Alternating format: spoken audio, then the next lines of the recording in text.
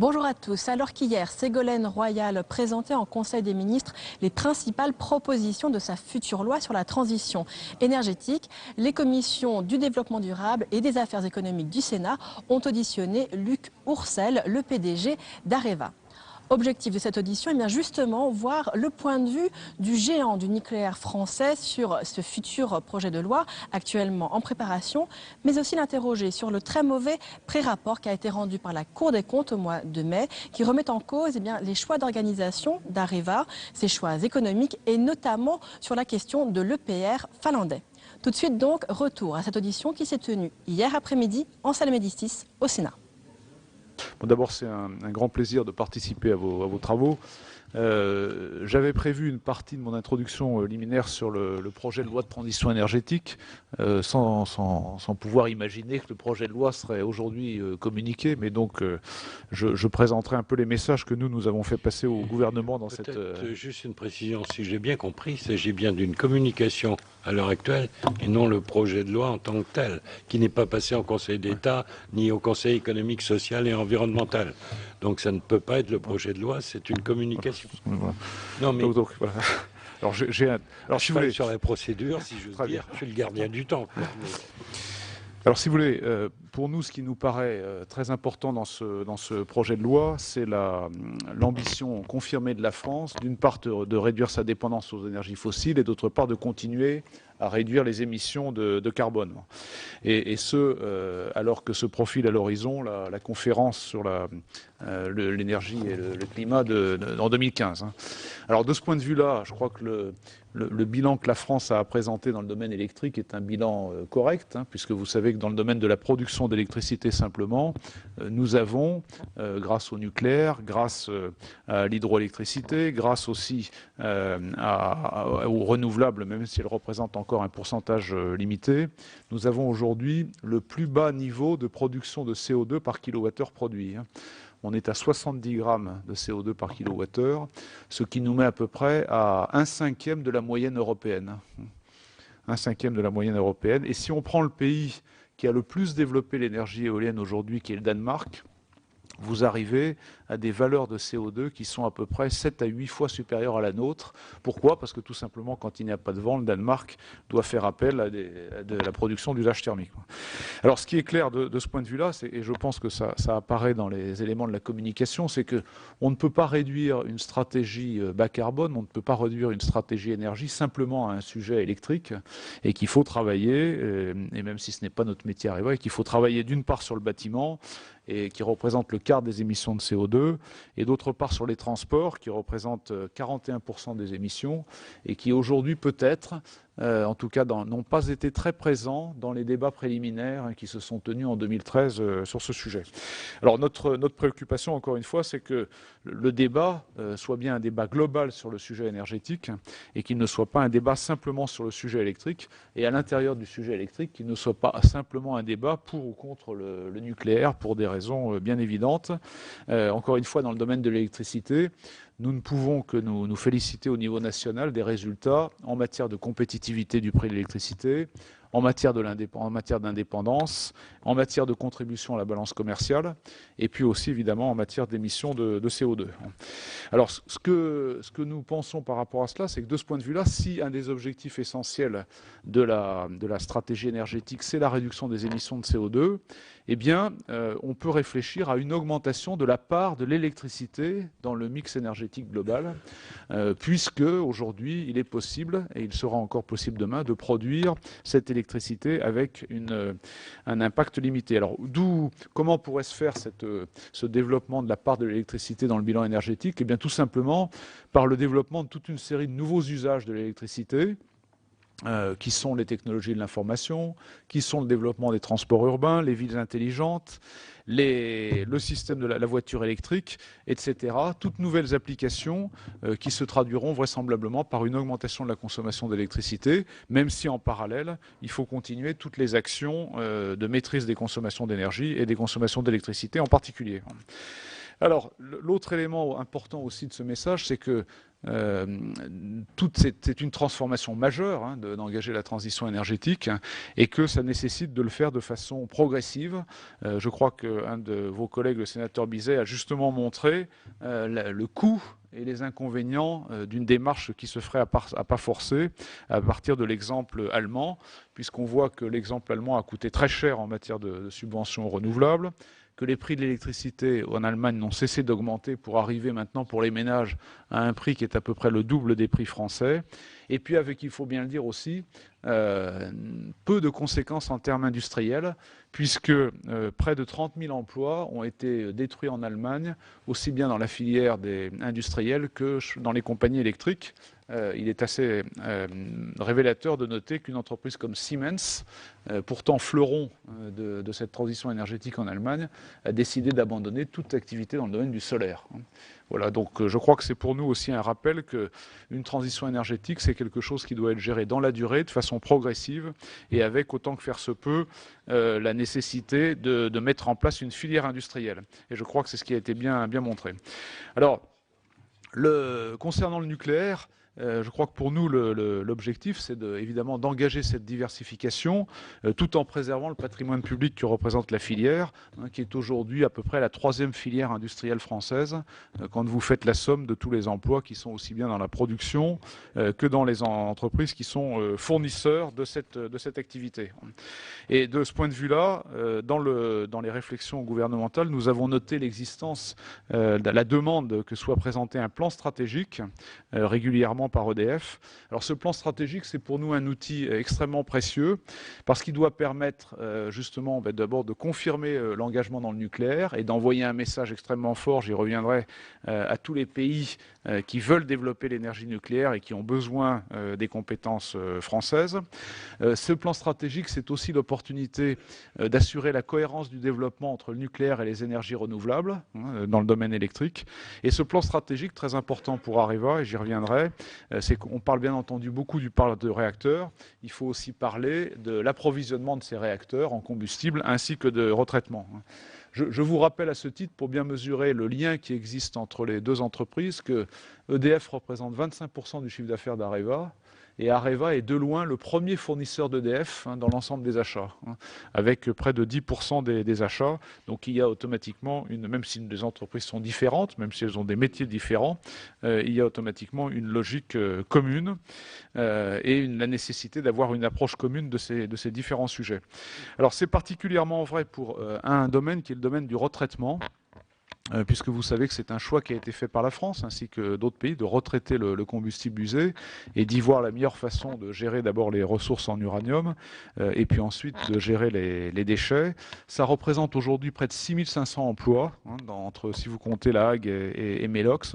C'est un leadership technologique mondial qui nous permet de proposer ces technologies dans d'autres marchés. Nous sommes en ce moment en train de négocier avec la Chine un contrat très significatif pour la construction d'une usine de retraitement en Chine.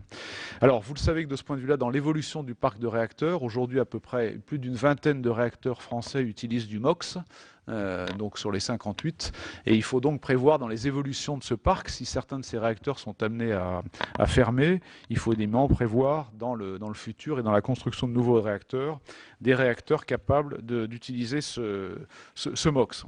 Alors où en sommes-nous pour répondre à une de vos questions sur les perspectives de vente à l'étranger? Eh bien elles sont importantes et maintenant très clairement, 3 ans après Fukushima, elles repartent. Il se passe beaucoup de choses en ce moment dans le domaine de l'énergie. Vous avez un phénomène qui est très intéressant, c'est qu'il y a plusieurs pays producteurs d'hydrocarbures.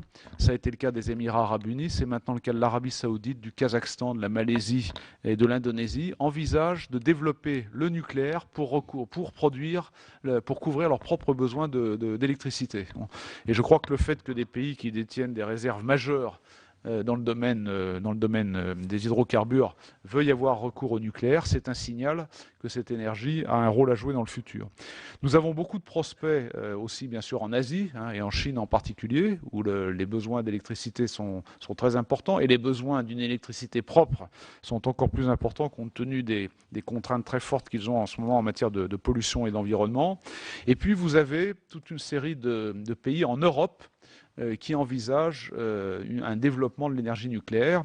Alors, on a parfois l'image que que le nucléaire en Europe serait une énergie du passé. Il faut savoir qu'il y a aujourd'hui 16 pays qui utilisent des centrales nucléaires ou ont l'ambition d'en construire, et que le nucléaire représente de ce point de vue-là 30% de la production d'électricité en Europe.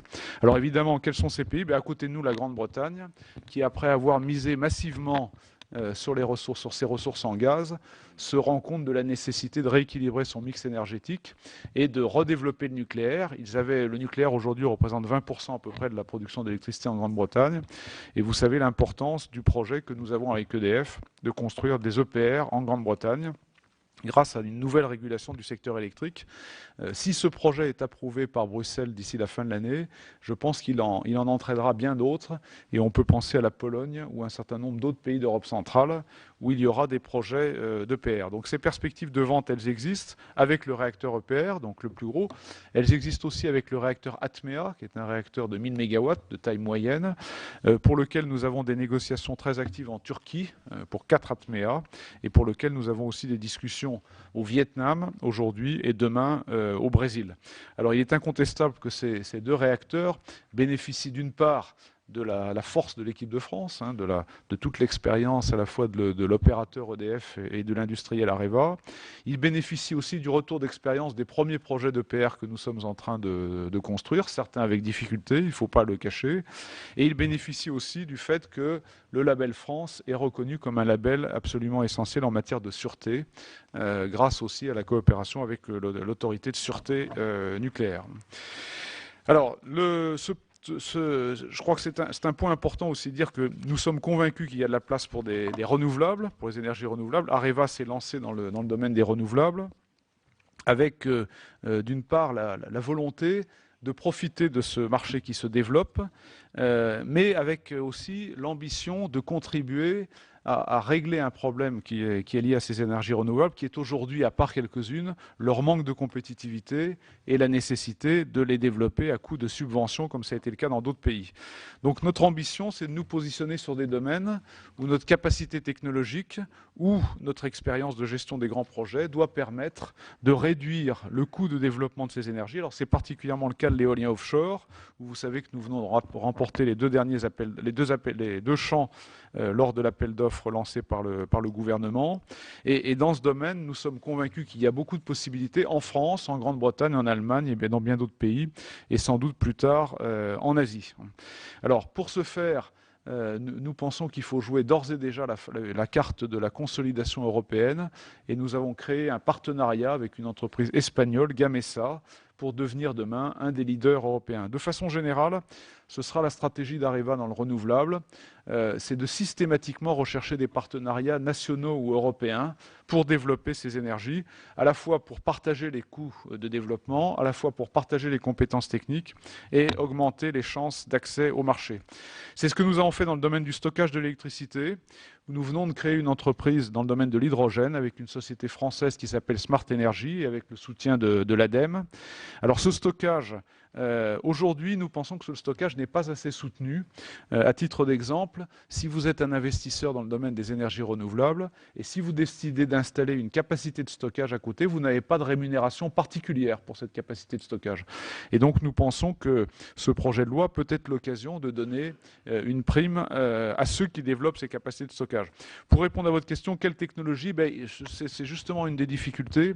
Il est encore trop tôt pour dire quelle sera la technologie dominante sur ce sujet. D'ailleurs, il n'y aura probablement pas une. Il y aura un ensemble de technologies qui seront capables de couvrir les besoins, depuis les technologies bien connues comme les stations de pompage hydroélectriques, jusqu'aux batteries et aux technologies hydrogènes. L'important pour nous aujourd'hui, c'est de pouvoir réaliser des démonstrateurs, de pouvoir les réaliser rapidement, et à partir de ces démonstrateurs, de clairement montrer l'intérêt de ces technologies de stockage. Là aussi, il est difficile d'imaginer que seules des initiatives nationales pourront permettre de créer les champions que nous ambitionnons, et qu'il faudra chercher très vite des partenariats européens avec des procédures simplifiées. Alors tout ce cadre général, si vous voulez, fait que pour un groupe comme Areva, cette transition énergétique, c'est une source d'opportunités, parce qu'il y a un gros travail à faire en matière de construction de nouveaux réacteurs, parce qu'il y a aussi beaucoup à faire sur les réacteurs existants qui fonctionnent dans le monde aujourd'hui. Vous savez que 85% du chiffre d'affaires d'Areva est essentiellement fait avec les réacteurs existants qui consomment des combustibles ou qui ont besoin de retraitement ou qui ont besoin d'activités de maintenance. Et puis en parallèle, ce développement donc des renouvelables que j'évoquais. Alors quelle est la situation d'Areva? Alors le pré-rapport de la Cour des comptes, vous m'excuserez Monsieur le Président, pour nous ça n'est pas vraiment une nouveauté puisque ce rapport c'est un pré-rapport d'abord, donc qui n'a pas fait l'objet encore de toutes les contradictions. Ce pré-rapport décrit la période 2006-2012. Bon. Je ne peux, à titre, en tant que responsable de cette entreprise, que regretter qu'un tel rapport n'intervienne si tard, si vous voulez. Il eût été préférable que la période 2006-2011 ou 2006-2012 soit traitée en 2012. Ce rapport décrit en particulier ce que nous avions très clairement mis en évidence lorsque la nouvelle équipe s'est mise en place, c'est qu'il y a eu une dégradation de la situation financière d'Areva entre 2006 et 2011 qui n'était pas acceptable, qui ne pouvait pas se prolonger et qu'à partir de 2011, nous avons pris toute une série de mesures pour redresser l'entreprise et en particulier avec l'objectif de diminuer sa dette. Alors, je pourrais répondre de façon plus précise aux mesures, mais elles sont classiques. Beaucoup de mesures dans le domaine de la croissance. D'abord, essayer de rechercher systématiquement les champs de croissance, réduire nos coûts, 1 milliard d'économies à l'horizon de 2015, céder un certain nombre d'activités qui n'étaient pas essentielles ou des participations qui n'étaient pas essentielles, ce que nous avons fait, et puis ramener l'entreprise à l'équilibre financier. Pour la première fois en 2013 depuis 2005, nous avons atteint l'équilibre de trésorerie opérationnelle, c'est-à-dire que nous avons pu financer 100% de nos investissements. Autant de cash est rentré que de cash est sorti. Mais il y a encore du chemin à faire pour que nous puissions diminuer l'endettement de l'entreprise qui reste trop élevé. Et alors, dans la situation actuelle du marché nucléaire, si vous voulez, ça n'est pas dramatique parce que le marché à court terme nucléaire reste incertain, mais il est nécessaire que l'entreprise puisse avoir les capacités de saisir des opportunités éventuelles d'acquisition qui se présenteraient dans le nucléaire ou dans le domaine des renouvelables, et puis être capable, lorsque le marché repartira, de réaliser les investissements importants qui seront nécessaires pour accompagner le développement de ce marché. Dans le domaine des énergies renouvelables, donc encore une fois, nous allons continuer les partenariats. Aujourd'hui, nous avons choisi plusieurs secteurs. L'éolien offshore, nous avons choisi le solaire à concentration, nous avons choisi la biomasse et nous avons choisi le stockage d'énergie. Nous ne sommes pas, malheureusement, ni sur l'éolien terrestre, ni sur le photovoltaïque, qui sont des marchés, il faut bien le dire, déjà bien occupés. Il est certain que, je pense qu'on peut dire sans critique, que nous avons raté ce virage des renouvelables et de l'éolien terrestre et du photovoltaïque, et qu'aujourd'hui, le marché est particulièrement occupé par des constructeurs non européens. Alors, quelques-uns européens dans le domaine de l'éolien terrestre, mais dans le domaine du photovoltaïque, massivement des concurrents asiatiques, et qu'aujourd'hui, sauf à réaliser des acquisitions massives, il est difficile de revenir sur ces différents sujets. Mais les technologies sur lesquelles nous sommes représenteront, à notre sens, une quantité significative de développement des renouvelables. Voilà très rapidement en propos introductifs, et je préfère laisser le temps aux questions pour la suite. Je vous remercie. Alors, Monsieur Courteau, d'abord. Oui, merci, Monsieur le Président. Concernant les énergies renouvelables, vous avez évoqué à l'instant, d'ailleurs, à la demande du président Raoul, l'éolien offshore. J'y suis effectivement favorable et je m'interroge sur l'éolien offshore en Méditerranée. Est-ce que la solution, compte tenu des grands fonds et des épaisseurs de sédiments, notamment dans le golfe du Lion et un petit peu partout d'ailleurs, est-ce que la solution, la seule, passerait par l'éolien offshore, mais flottant? Vous avez évoqué la biomasse. S'agit-il de recherche sur les biocarburants, et notamment de deuxième et troisième génération? Nous aimerions que vous nous en disiez un petit peu plus là-dessus. Deuxième question, que se passe-t-il avec l'EPR de Finlande? Pouvez-vous nous en dire plus sur certaines difficultés que l'on rencontrerait actuellement? Et avez-vous des remarques à faire sur l'objectif de réduire de 50% la part du nucléaire en France dans le bouquet énergétique à un horizon proche? Et enfin, une question plus locale qui concerne la filière nucléaire. Je souhaiterais vous interroger sur la réalisation de Comurex 2. sur les 2 sites de Pierrelatte et de Narbonne. On me signale que l'on rencontrerait des problèmes d'ordre financier concernant leur réalisation. Et je m'interroge également sur le problème de production à la baisse qui en résulterait. La crainte étant que les 2 sites soient mis, d'après ce que j'entends dire, à l'arrêt de production durant un certain temps. Qu'en est-il exactement? Et enfin, concernant le stockage de l'électricité, vous avez évoqué une installation existante déjà. S'agit-il de celle qui fonctionne en Corse? Et pouvez-vous nous en dire plus sur sa capacité actuelle? Et peut-on considérer que cette technologie est fiable, viable, vous donne satisfaction? Et envisagez-vous de passer au stade d'un développement plus conséquent? L'opération Corse, c'est bien Myrte avec le CEA. Voilà, c'est Myrte. Le nom m'avait échappé. Joli nom.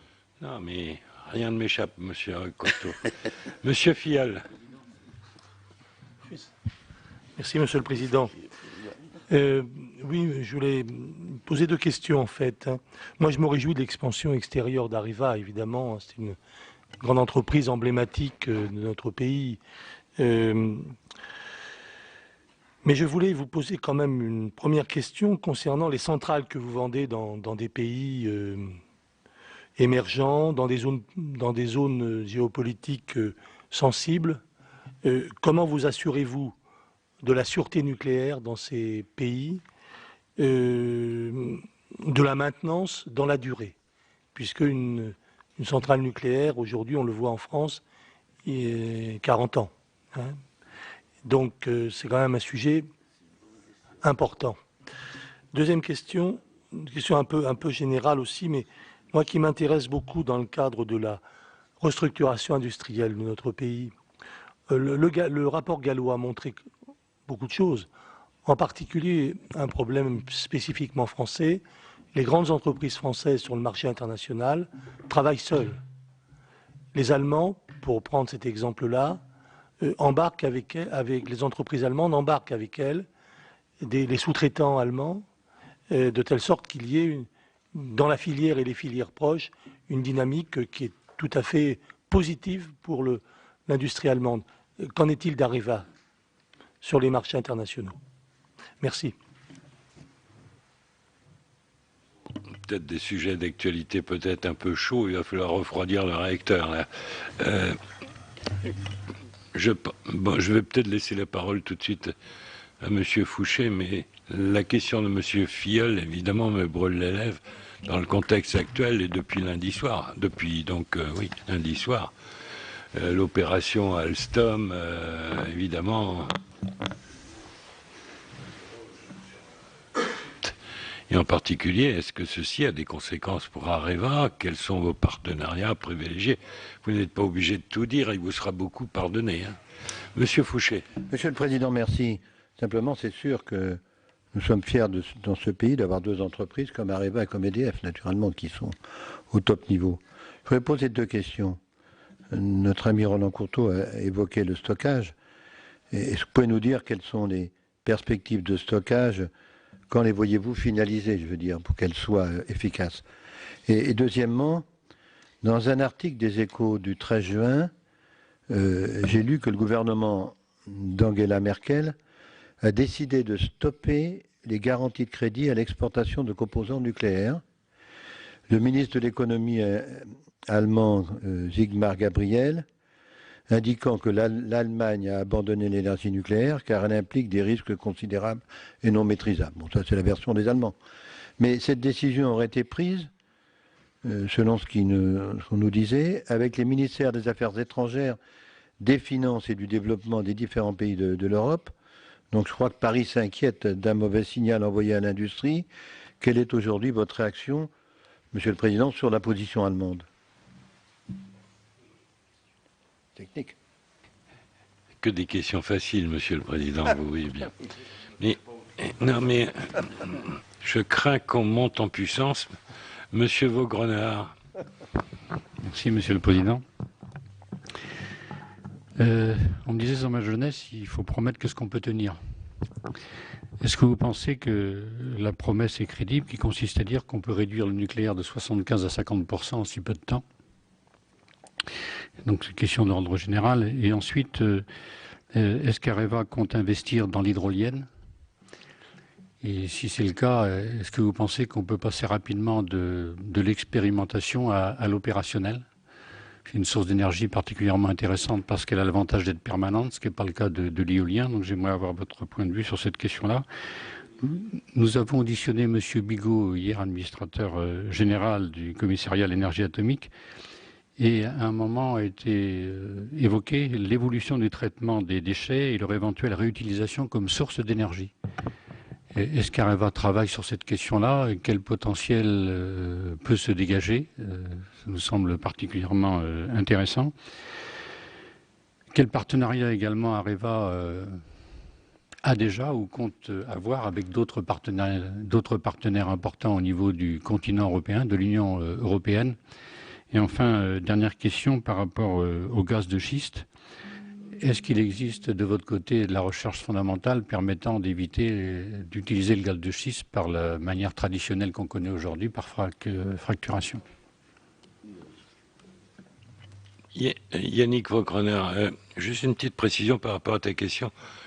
Il s'agit, tu veux évoquer la méthanation ou sur les déchets, c'est quoi ton interrogation? M. Bigot hier, la possibilité de réutiliser, c'est ce que j'ai compris, hein, moi je ne suis pas physicien, loin s'en faut, de réutiliser les déchets nucléaires pour être à nouveau source d'énergie. Non, mais je croyais que M. Vaugrenard chevauchait sur le domaine privilégié de Mme Didier. Je ne me serais pas permis, M. le Président. Madame Didier, justement. Merci, Président. Monsieur le Président, ma première question porte sur le développement du nucléaire. Est-ce que Areva se donne des limites quant au développement du nucléaire dans certains pays? Je pense par exemple les pays à forte activité sismique, à risque de tsunami, ou des pays instables politiquement. Est-ce que vous avez une politique dans ce sens-là? Ma deuxième question porte sur la santé des populations autour de l'extraction des mines d'uranium. On sait qu'aujourd'hui, la question a été posée. Que pouvez-vous nous dire sur ce sujet? Troisième question, développez-vous l'activité de démantèlement et si oui, comment? 4. Est-ce que pour équilibrer votre activité, vous avez besoin de créer sans cesse de nouvelles unités? Au fond, est-ce que l'équilibre d'Areva est dépendant directement de la création de nouvelles centrales? Auquel cas, combien installerons-nous dans le monde de centrales en augmentant potentiellement les risques de nouveaux Fukushima? Je veux dire qu'à un moment donné, peut-être qu'on ne va pas couvrir le monde entier de centrales nucléaires. Est-ce qu'à un moment donné, on s'arrête?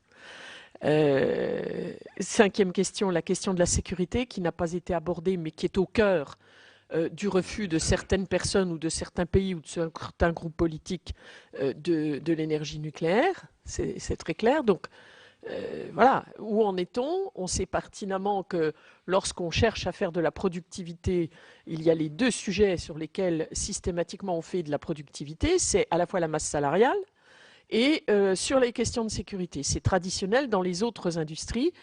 Comment voyez-vous cette question? Et dernière question, Bure. Bure, qu'en est-il? On sait que on est aujourd'hui à la fin d'une enquête publique qui n'a pas été forcément un modèle et qui est pourtant au cœur de la démarche de ce type d'installation, de projet. Et donc, comment allez-vous terminer cette question, même si vous n'êtes pas forcément directement à la manœuvre? Merci. Particulier, oui. La question que vous évoquez de vendre des centrales nucléaires à des pays, alors vous parlez d'instabilité géologique, mais on peut avoir politique, comme vous l'évoquez. Est-ce que la condition nécessaire, ce serait pas qu'il y ait au moins une autorité de sûreté internationale concernant le nucléaire, une ASN internationale, avant de passer le contrat, parce que... Oui, c'est ça. Bien, Monsieur le Président, après cette salve, alors je prends les questions. La défense. Je prends les questions donc dans l'ordre chronologique. Alors, éolien offshore, en particulier en Méditerranée, éolien flottant. c'est incontestable que l'éolien offshore que nous développons aujourd'hui nécessite des fonds relativement peu profonds.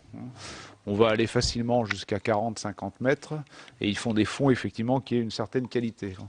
Et nous n'avons pas ça partout, évidemment, sur les côtes françaises, mais aussi à l'étranger. Vous avez un très bon exemple avec le Japon, qui a tout de suite des fonds extrêmement profonds. Donc il y a effectivement des premiers travaux qui commencent pour le développement d'éoliens flottants, qui sont pour l'instant des travaux de recherche et de développement. Et nous avons, nous, en tant qu'Areva, décidé de soutenir une start-up française qui porte le joli nom de Nénuphar. Voilà. Et donc c'est un projet que nous soutenons aussi avec la participation des pouvoirs publics, avec l'objectif de développer un démonstrateur. Je pense qu'aujourd'hui, il est difficile de tirer des plans à très long terme tant que nous n'avons pas mis au point un démonstrateur. Mais si vous voulez, technologiquement, ça pose un certain nombre de problèmes. Ce que j'espère personnellement, c'est une forte coopération avec l'industrie pétrolière qui peut nous apprendre beaucoup, si vous voulez, sur la gestion de plateformes complexes en mer, voilà, et leur stabilisation en particulier. Alors, quand je parle de biomasse, non, je ne parle pas de biocarburants, qui ne sont pas le scope de travail d'Areva. Je parle vraiment du développement de la production d'électricité à partir de la biomasse. Donc, nous avons par exemple une opération qui fonctionne à Pierrelatte. Nous avons aussi développé une centrale de production d'électricité aux Pays-Bas. Donc ça, c'est une activité production, donc électricité et chaleur. La difficulté que nous rencontrons sur toute une série de projets n'est pas un problème technique, c'est un problème de ressources. Et l'on revient toujours à la même problématique de la ressource en bois et en déchets bois, si vous voulez, pour pouvoir alimenter de façon stable et dans des conditions économiques, ces installations. Alors absolument, mais il y a... Ça ne résout pas le problème. Alors, ce que nous essayons de faire pour contribuer à résoudre ce problématique de la ressource, c'est de développer une technologie de torréfaction où en fait on utilise des bois et végétaux de différentes origines avec l'objectif de fabriquer ce que nous avons appelé le charbon vert, c'est-à-dire finalement des pastilles, si vous voulez, qui seraient plus homogènes, moins lourdes puisque sèches, donc moins pesante et plus économique à transporter. Donc nous avons une installation de torréfaction de démonstration qui commence à fonctionner dans le nord de la France et qui peut être une contribution à la résolution de ces problèmes de ressources. Alors l'EPR finlandais, quel est le point de la situation?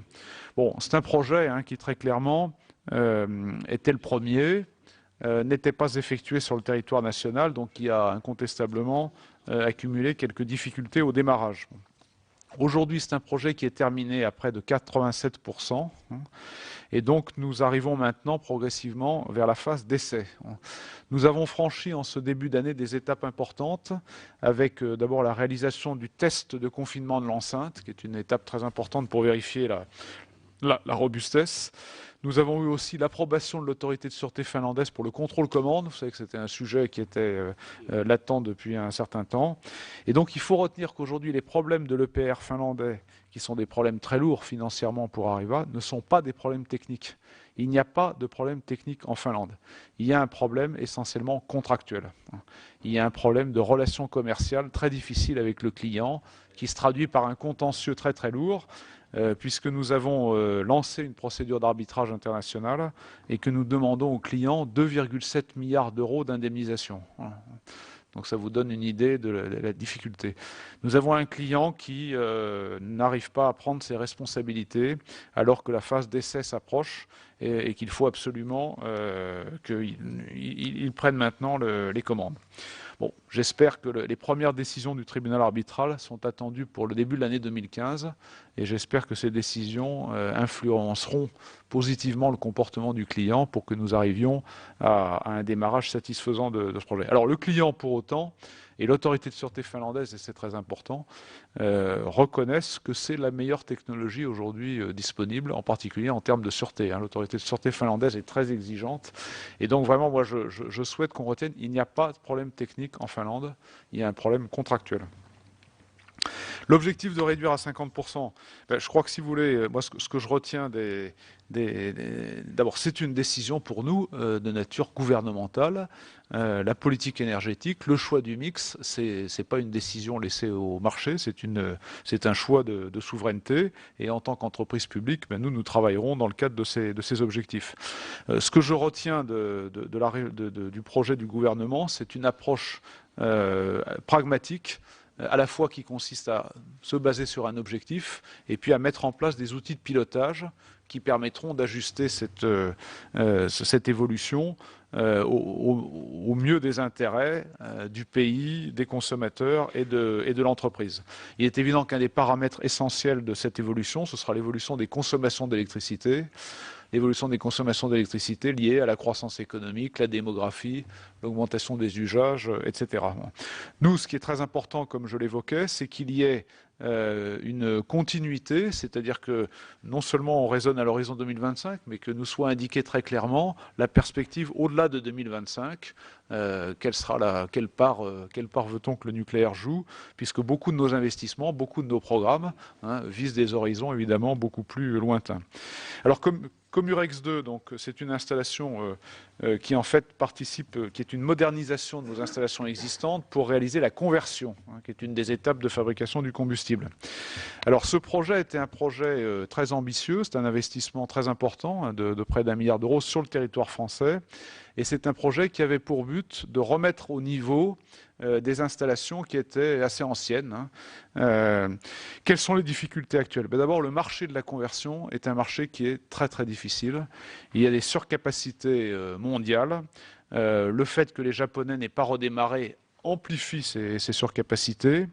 Le projet lui-même a connu quelques difficultés de réalisation, mais il faut dire que nous avons mis la barre très haut en matière d'évolution technologique et d'évolution en matière de sûreté.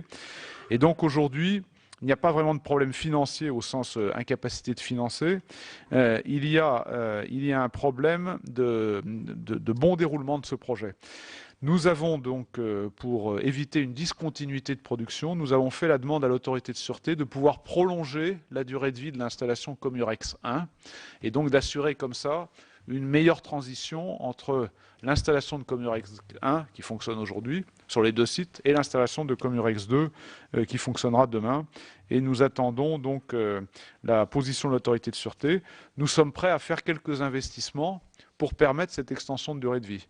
Alors je connais la préoccupation légitime des équipes qui sont employées sur ce site, mais nous ferons tout pour avoir la transition la plus correcte possible entre Comurex 1 et Comurex 2, en espérant que l'autorité de sûreté nous donnera cette extension de durée de vie. Alors sur le stockage d'électricité, effectivement, nous avons une opération qui est un démonstrateur, et ça dit bien ce que ça veut dire en Corse, où nous avons pour l'université d'Ajaccio combiné des installations photovoltaïques avec des installations de stockage, ce qui permet tout simplement de charger le stockage pendant la journée et d'utiliser l'énergie stockée pendant la nuit. Alors pour une université, évidemment, les consommations nocturnes ne sont pas énormes, mais elles sont là. C'est une installation qui fonctionne avec plusieurs centaines de kilowatts, donc c'est quand même une taille significative en matière d'installation. Aujourd'hui, elle est surtout là pour démontrer le concept technique. Nous ne sommes pas encore en état de démontrer, si vous voulez, l'intérêt économique. Mais il faut à tout prix faire ce genre d'opération. Toutes ces opérations renouvelables, je le disais dans mon propos liminaire, il est absolument impératif que nous puissions faire rapidement des démonstrateurs, ce qui peut supposer des financements et ce qui peut supposer aussi des procédures allégées. Si pour réaliser un démonstrateur, il y a besoin de beaucoup de temps, c'est un problème. Alors, sur l'expansion extérieure et sur notre politique de vente de centrales à l'extérieur. Alors d'abord, il est extrêmement clair que toute notre activité de promotion de centrales nucléaires à l'extérieur se fait dans le cadre des réglementations internationales et dans le cadre d'accords intergouvernementaux entre la France et le pays. Il n'y a Areva, EDF n'ont pas les moyens de travailler dans des pays qui ne sont pas agréés par évidemment le gouvernement français. Alors quelles sont nos exigences? Bien entendu d'abord que ces pays acceptent l'ensemble des régulations internationales dans le domaine du nucléaire, c'est absolument évident, que ces pays mettent en place des autorités de sûreté, ce qui ne veut pas dire, et là il y a un aspect très important, c'est la coopération à développer, à renforcer entre les autorités de sûreté existantes, comme l'autorité de sûreté française, et ces nouvelles autorités de sûreté. Moi, j'aspire à ce que, très clairement, dans la mission de l'ASN, il apparaisse un rôle, alors là, il y a l'AIEA, bien sûr, mais qui a plus un rôle de supervision générale, mais j'aspire à ce que dans la mission de l'ASN soit clairement explicitée une mission de coopération internationale, justement, avec les pays qui sont demandeurs de cette coopération. Alors, vous avez évoqué le problème de maintenance dans la durée. Moi, je crois que de plus en plus, les pays neufs, comme neufs au nucléaire, j'entends, comme par exemple la Turquie, l'Arabie Saoudite ou la Pologne demain, demandent non seulement la construction d'une centrale, mais elles demandent aussi la présence d'un exploitant, de quelqu'un qui va aider. Et de là, toute l'importance d'avoir une très forte alliance entre Areva et EDF, pour par exemple aller sur les marchés saoudiens ou polonais, ou Areva et GDF Suez pour aller sur les marchés turcs, parce que c'est la présence de cet exploitant durable dans les projets qui permettra de garantir le bon fonctionnement de ces projets. Alors, de ce point de vue-là, je crois que la critique du rapport de Louis Gallois sur les grandes entreprises travaillant seules, je pense très honnêtement, en toute objectivité, qu'elle ne s'applique pas au nucléaire parce que la filière est déjà très bien organisée. Et lorsque nous allons à l'étranger, nous emmenons avec nous plusieurs dizaines de PME et nous les aidons même à s'installer. Ça a été le cas en Chine, où avec EDF, nos actions ont permis aux PME françaises de s'installer durablement et de participer au programme chinois. Donc ça marche, je crois que ça marche bien. C'est facilité par le fait que lorsque nous qualifions un fournisseur, c'est parce qu'il satisfait nos exigences en matière de sûreté et que pour requalifier un autre fournisseur, ça prendrait énormément de temps. Donc le partenaire, la PME est un partenaire naturel. Pour autant, de plus en plus de pays demandent, et on peut comprendre cette préoccupation, une augmentation de la localisation, de la fabrication locale. Et là, il appartient à nos partenaires, à nos PME, de travailler, de trouver des partenaires locaux, de créer des joint ventures, de signer des accords de coopération et d'inventer des nouvelles formes. Alors Alstom, pour nous, de ce point de vue-là, Alstom, c'est un partenaire évidemment très important. Si vous prenez les 4 EPR en construction et les 2 EPR susceptibles d'être construits en Grande-Bretagne, dans 5 cas sur 6, la turbine a été fournie par Alstom. Et donc, ça devient la référence commerciale. Il est absolument indispensable que, quel que soit le repreneur, quelle que soit la solution industrielle, nous ayons, nous, la garantie de pouvoir continuer à travailler avec ce fournisseur de turbine qui est absolument essentiel. C'est la seule préoccupation et expression du groupe Areva qui n'est pas impliqué après dans la recherche ou dans quelques négociations que ce soit. Alors sur le stockage, quelle finalisation peut être insuffisamment... C'est un sujet où moi je suis convaincu qu'il y a des possibilités. Il y a encore beaucoup de travail à faire pour choisir la bonne solution et il est vraiment objectivement difficile d'indiquer une date à partir de laquelle ces technologies pourraient être développées à grande échelle. Ça doit être une priorité et pour moi ça doit être une priorité européenne. Et c'est le bon moment pour se faire.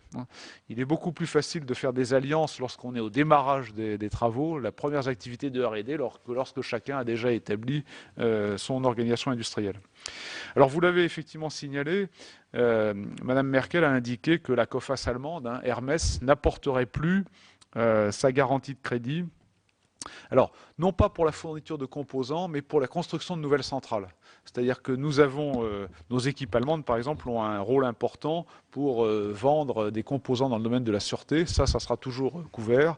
Mais par contre, les nouvelles centrales ne seront pas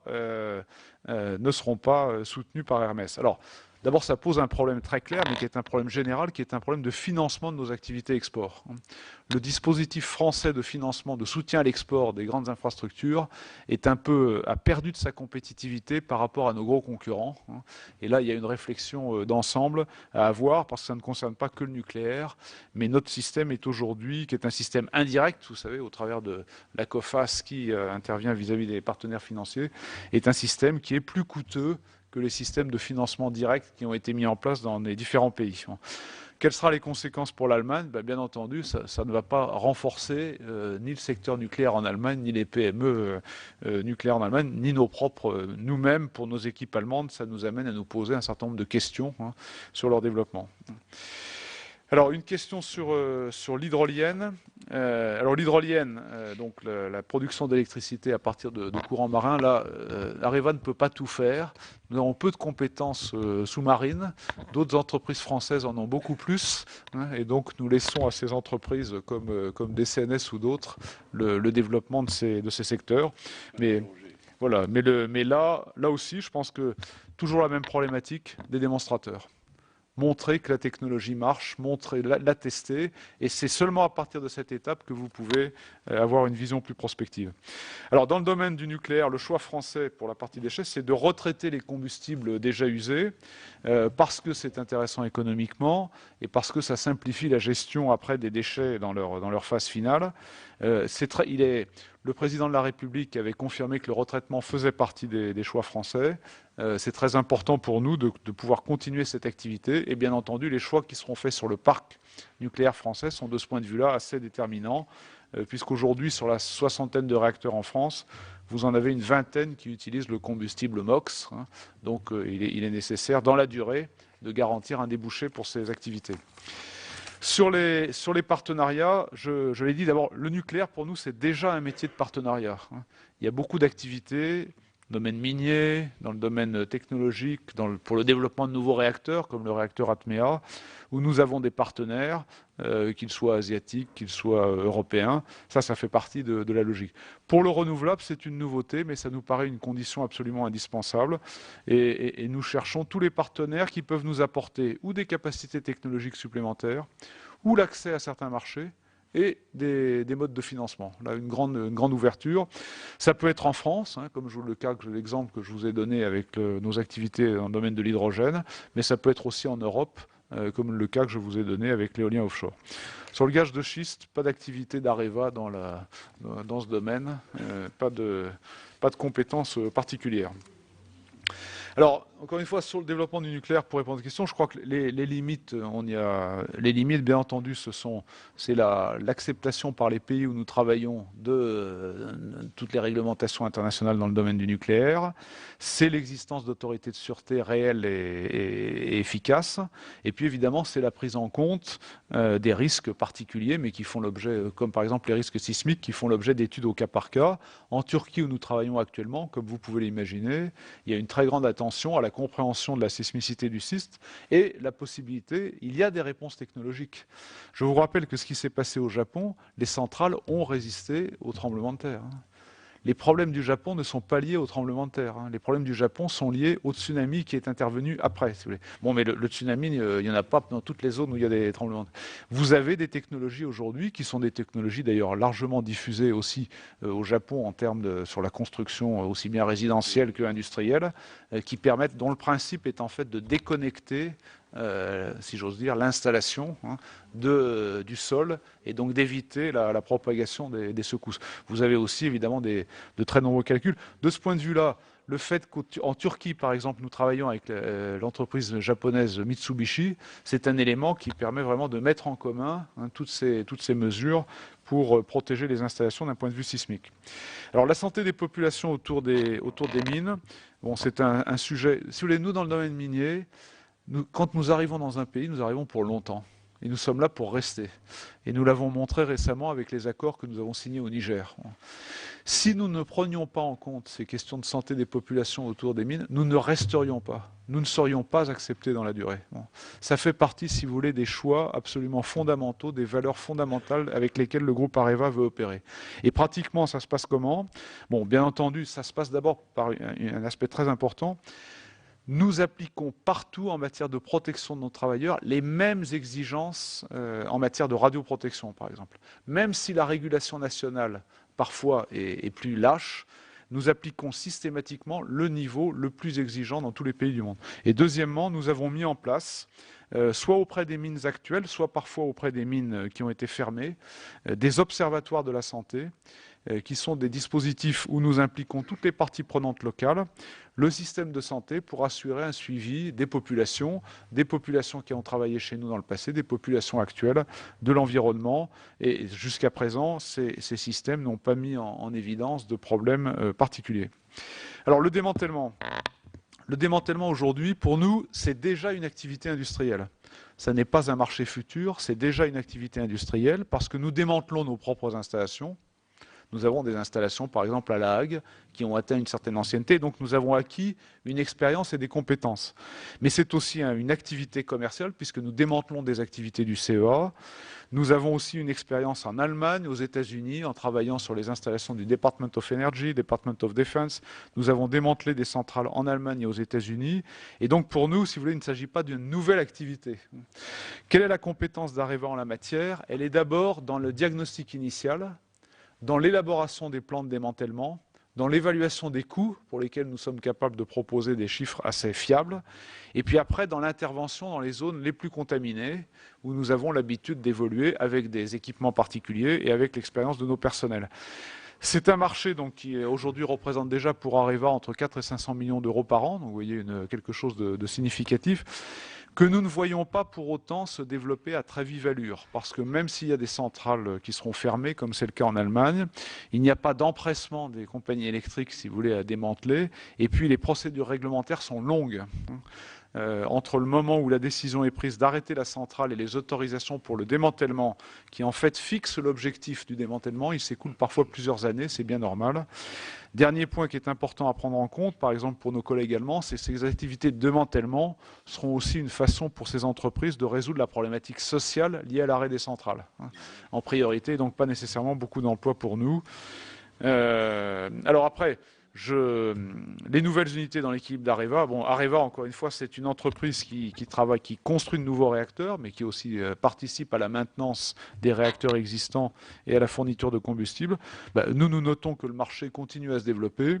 L'Agence internationale de l'énergie indique une augmentation de la capacité nucléaire dans le monde de l'ordre de 50% d'ici 2030. Voilà. Donc, qui maintiendra à peu près le nucléaire au même niveau de 12 à 13% de la production d'électricité au niveau mondial. Et donc, nous participons. L'apport d'Areva et l'apport d'EDF, c'est que nous faisons ce développement avec les plus hauts standards de sûreté, avec les technologies EPR et ATMEA, qui, de ce point de vue-là, ont été conçues dans cet objectif, même si ça a un coût supérieur, et même si parfois le fait de promouvoir cette technologie nous met en difficulté sur le plan concurrentiel. Ça a été le cas très clairement aux Émirats arabes unis. Alors je ne partage pas, vous m'en excusez, votre approche sur l'opposition qu'il y aurait entre productivité et sécurité. Mon expérience de l'industrie, c'est qu'en général, plus on travaille efficacement, mieux ça se passe, et ça se passe aussi en matière de sûreté. Donc le plan d'action d'Areva, c'est un plan d'action qui a 5 piliers: la sûreté et sécurité, la satisfaction des clients, la performance économique, l'innovation et le développement des ressources humaines. Et c'est un développement harmonieux entre ces différents objectifs. Dans l'entreprise, la sûreté est évidemment un élément absolu, une priorité absolue. Toute réunion de direction à quelque niveau que ce soit commence par l'examen des sujets de sûreté. Et dans les investissements qui ont été certes diminués pour le groupe Areva au niveau global, les investissements de sûreté n'ont pas été diminués, ils ont été augmentés. Voilà. Et puis enfin, Bure, comme vous l'avez rappelé, Monsieur le Président, c'est le sujet de l'Andra, plus que le sujet d'Areva, mais nous sommes évidemment intéressés en tant que producteurs de déchets. Moi, je ne partage pas tout à fait votre sentiment. Je pense que c'est un projet qui a fait l'objet de... j'ai participé en tant que jeune fonctionnaire aux premières recherches de sites dans les années 80 dans la Bresse. Je pense que quand même beaucoup a été fait depuis en matière de... Alors, il y avait à l'époque, il y avait plusieurs sites, mais il y avait aussi la Bresse. Je pense que beaucoup a été fait grâce à l'encadrement législatif de cette activité, et que l'ANDRA a travaillé très progressivement, aussi bien sur le plan de la recherche et du développement, en lien avec nous, que sur le plan de l'information nécessaire des populations. Nous, notre ambition maintenant, c'est de continuer à pouvoir apporter notre savoir-faire, évidemment, pour le développement de ce stockage. Voilà, excusez-moi d'avoir été un peu long, Monsieur le Président, mais c'était à la taille de la salve des questions. Oui, si vous permettez, nous avons auditionné hier matin M. Bigot du CEA, qui a manifesté un certain scepticisme par rapport à l'objectif de 50% en 2025. D'abord, quand on parle en pourcentage, j'aimerais bien savoir sur quel volume réel on calcule ce pourcentage. Parce que tout ce que vous avez évoqué, Monsieur le Président, que ce soit les voitures électriques, les nouvelles technologies, etc., fait que le volume de consommation de l'électricité continuera d'augmenter. Et donc, parler de pourcentage est une chose, mais c'est en volume que j'aimerais bien savoir quelle est la projection qu'on imagine de la production nécessaire d'électricité et comment on l'assurera. Ensuite, j'aurais juste un petit pic à vous envoyer, Monsieur le Président. Mais quand vous parlez de démantèlement et que vous avez une expérience, nous, en tous les cas, dans l'Ouest, on a une expérience qui dure un certain temps, si j'ose dire, sur le démantèlement de Brennilis. Ça doit faire plus de 30 ans qu'elle est arrêtée, que le démantèlement a commencé. Alors, je ne sais pas si la durée du démantèlement est égale à la durée de vie de la centrale.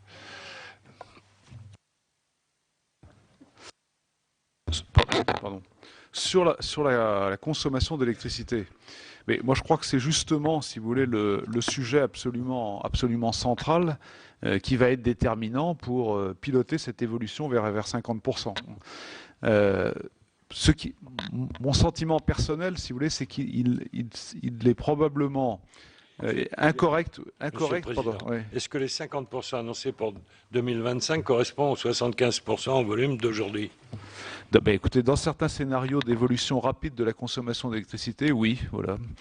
Et donc aujourd'hui, la difficulté de calcul de cette évolution de la consommation d'électricité, mais je crois que vous recevrez M. Proglio qui a des visions encore plus correspondant à l'activité d'EDF. Je pense que la période récente ne permet pas facilement d'extrapoler. Dans la période récente, nous avons eu, incontestablement, d'abord un fort ralentissement économique.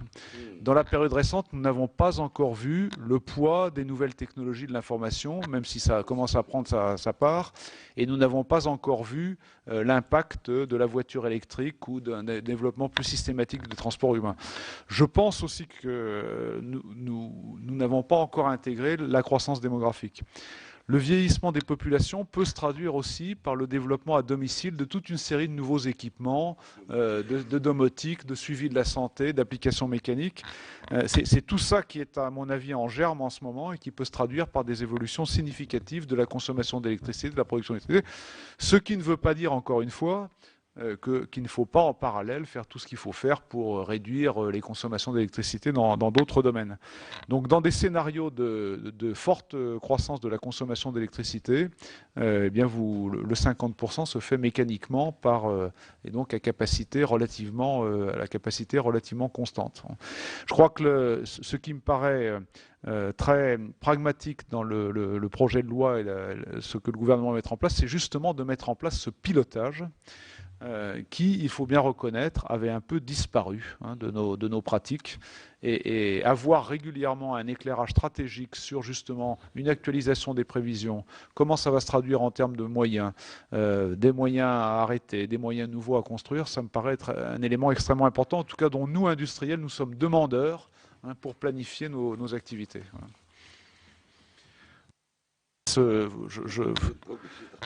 Je transmettrai la question à M. Proglio. Oui. Simplement, quel est peut-être votre pari sur la réussite du sommet de 2015? Est-ce que vous espérez une prise de conscience des différents pays sur la diminution de production de CO2? Et ce n'est pas neutre par rapport au nucléaire. Alors, vous avez évoqué la part de CO2 que fait la France par rapport à d'autres pays. Est-ce que ce sommet aura une réussite au niveau de la prise de conscience au niveau international de la priorité sur le climat-énergie? Alors, moi, je veux partager avec vous mon expérience qui est limitée au monde des énergéticiens que je fréquente. Moi, je suis quand même très frappé de voir qu'il n'y a pas un énergéticien, il n'y a pas une compagnie électrique aujourd'hui qui, lorsqu'elle réfléchit au long terme, n'intègre la nécessité de réduire les émissions de CO2. Et peut-être vous l'avez vu récemment avec les déclarations du président Obama aux États-Unis, et une politique maintenant beaucoup plus affichée. Vous le voyez aussi en Chine.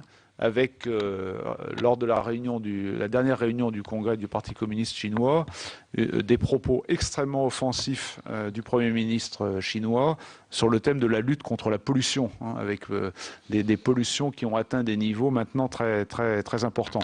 Alors il est évident qu'il n'y a pas qu'une réponse, on connaît la palette de réponses, les économies d'énergie. Le nucléaire doit être considéré comme une réponse, et c'est pour ça que je pense qu'une des premières étapes, c'est que dans cette stratégie de diminution des émissions de CO2, d'abord au niveau européen, je crois qu'il faut qu'il y ait une réaffirmation de l'existence de plusieurs technologies capables de contribuer, alors que peut-être que jusqu'à présent, la politique européenne a été essentiellement dans un discours sur la promotion des renouvelables, et qu'il faut continuer bien sûr, mais probablement faut-il aussi rappeler les mérites du nucléaire, d'un nucléaire sûr, bien sûr, pour contribuer à ça.